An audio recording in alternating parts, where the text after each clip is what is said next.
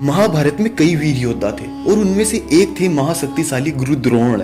अब गुरु द्रोण की मृत्यु के समय आखिर गुरु द्रोण ने श्री कृष्ण से पूछ ही लिया, आखिर मेरा क्या गुनाह था कि आपने मुझे भी कई लोगों की तरह छल से ही मारा। इसका जवाब देते हुए श्री कृष्ण उन्हें समझाते हैं। इससे पहले दोस्तों प्लीज आप चैनल पर नए हैं तो सब्सक्राइब कर बेल आइकन को ऑन कर दे। दोस्तों आचार्य द्रोण एक महान गुरु होने के साथ ही एक महान योद्धा भी थे और एक महान गुरु भी थे। गुरु की बात की जाए तो उन्हें कौरव और पांडवों दोनों को ही शिक्षा प्रदान की थी, जिसमें उन्होंने कई प्रकार के दिव्य अस्त्र और दिव्य शक्तियां प्रदान की।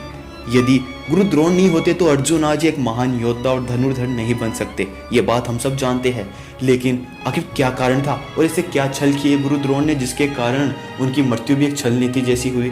कहा जाता है श्री कृष्ण गुरु द्रोण को समझाते हुए कहते हैं, हे गुरु द्रोण, आप एक महान गुरु थे, लेकिन समय अनुसार आपने गुरु का कर्तव्य निभाते हुए कई अपराध किए। उनमें से एक था निषाद पुत्र एकलव्य के साथ छल किया। जब शिक्षा मांगने के लिए वह आया तो आपने उसे शिक्षा नहीं दी, अपितु अर्जुन को एक सर्वश्रेष्ठ योद्धा बनाने के लिए उसका अंगूठा ही मांग लिया। ये आपने गुरु के पद पे होते हुए बहुत ही गलत काम किया। इसी प्रकार हम कर्ण की बात करें तो कर्ण को भी आपने शिक्षा तो दी, किंतु जब कई दिव्य अस्त्र प्राप्त करने की बारी आई तो आपने उसे एक सूत पुत्र कहकर शिक्षा नहीं दी।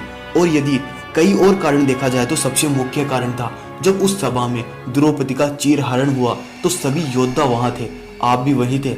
आपका धर्म क्या कहता है ये आपको ज्ञात है। उस सभा में आपको एक ना एक आवाज उठानी चाहिए थी। एक कुल वधू का इस प्रकार चीरहरण बहुत ही अपमानजनक था, वो आपने देखा और कुछ नहीं किया। ये भी आपका एक अपराध है और उस सभा में उपस्थित सभी लोगों का अपराध था। और गुरु द्रोण, आपने केवल अपने मान और सम्मान को बचाने के लिए अपने मित्र द्रुपद को पांडवों की सहायता से बंदी बनाया और वहां का राज्य ले लिया। यह कोई साधारण बात नहीं है। एक ब्राह्मण का कर्म यही होता है कि वे किसी भी तरह के पाप को क्षमा कर दे। लेकिन अभी मैं किसी सबसे बड़े पाप की बात करूं तो वो था अभिमन्यु का वध।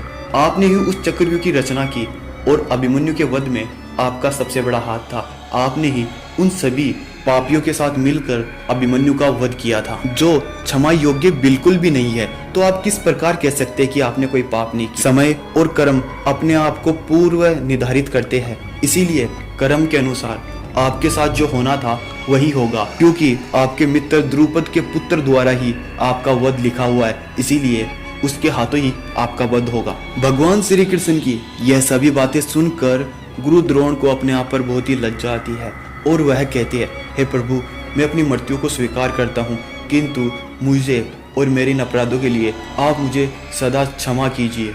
और गुरु द्रोण ने अपनी मृत्यु को स्वीकार किया। दोस्तों वीडियो पसंद आई है तो लाइक करें और कमेंट में जय श्री कृष्णा जरूर लिखें।